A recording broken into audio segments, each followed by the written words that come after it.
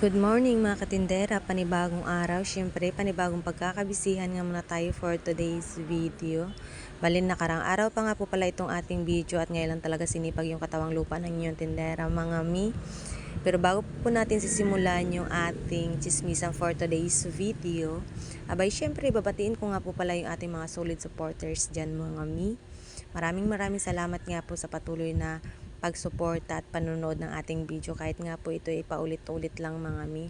Dahil ganito na po nga talaga yung ating everyday routine mga mi.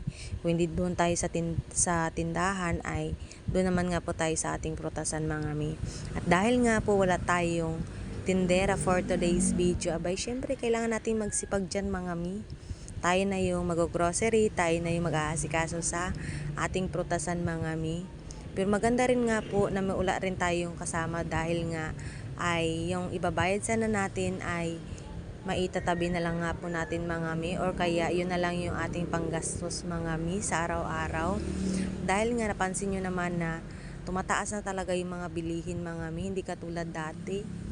Ay ngayon abay sobra na ang taas ng mga bilihin mga mi. Sino nga po ba sa inyo yung nakaka-relate na kapag nag-grocery kayo, pag uwi sa bahay, pag nag-display na kayo ng mga paninda, ay chinicheck nyo talaga yung resibo mga mi. Kasi ako ganun ako mga mi.